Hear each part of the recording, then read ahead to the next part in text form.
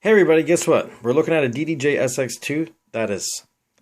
I'm going to refrain from swearing on this particular video. But if you know me, you're going to know that I would swear right now when I tell you my DDJ-SX is a brick right now. Let me explain what was going on. So I was having issues, and I don't even know. It could have been out of the box because I haven't really been using it that extensively, but I don't think so. So my left jog wheel, the vinyl mode on the thing, wasn't working. It worked on this side, it didn't work on this side. You know, I tried everything, unplug it, reset the computer, blah blah blah. But the one thing I never managed to do on this device was update the firmware because I had issues before where it just wouldn't work. But while I was at work, you know, I updated the SZ and like, okay, you do the shift sync button and when you turn on the power, right? And this flashes. So then it's ready to do a firmware update. So, you know, you go up to your screen here, and let's just get that stupidness out of the way. And so there's the DDJ-SX updater, right? So you have to hold like control, click it, you click open, right? And it kept saying your DDJ-SX is not connected. So I looked online, I didn't really see much about it. So I just kept doing it. You know what I mean? And then at some point, I was holding it, I opened it, and it's like, okay, it's ready to go. It says start. So no big rocket science. I hit the start button. It's moving along, moving along, moving along, moving along. And then guess what? It hits about 60%. And it just, the thing pops up and says, this, your DDJ-SX is not connected. It just like it was unplugged itself. And guess what? When you look at Pioneer on the page here, it says in big print, man, big caution. Be sure to follow the procedure in the guide to update. Do not turn off the power or disconnect the cable.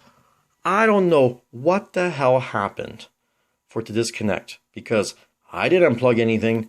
I'm not running through a hub. I'm running one cord right in. That's it. You know what I mean? Like, this thing's brand new. It just came out. I've used it a handful of times. You know what I mean? Like, I've barely been home to really play around with it. And this is what's going on. So here's what's even worse about it. I look on the Pioneer website. Got to call technical support, I guess. Even though I work at a place that sells this stuff, I still got to call Pioneer, right? Call them up, blah, blah, go through the phone tree. Message tells me I'm going to be on hold for 10 minutes. So I'm on hold for 10 minutes. Finally, someone comes through and they tell me, guess what? We don't even deal with the technical support. We haven't dealt with it in like 6 years.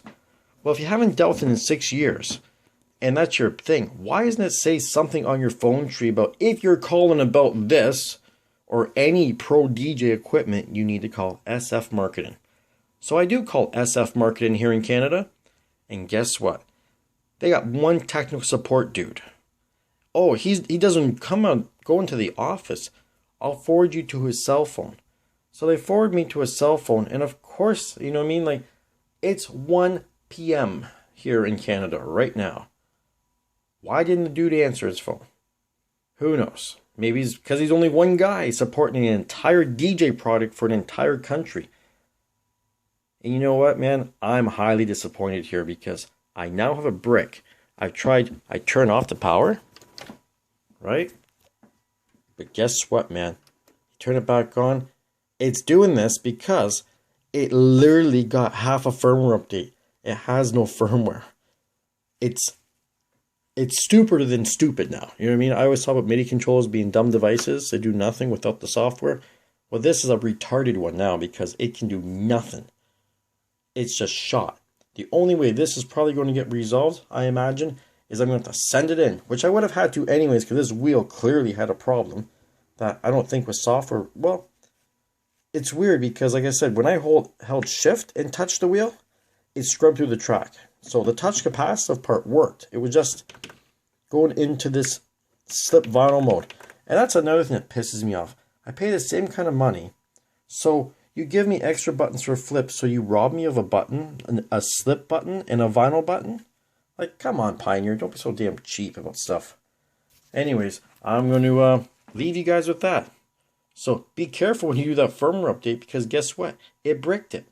There's nothing wrong with my USB ports. This computer is fine, you know what I mean? And now when I go look at my system profiler, it doesn't even see the device at all, even though it's plugged in. Stick around for the next update. Hopefully we can resolve this quickly. Thanks, Pioneer. You guys have been great to me.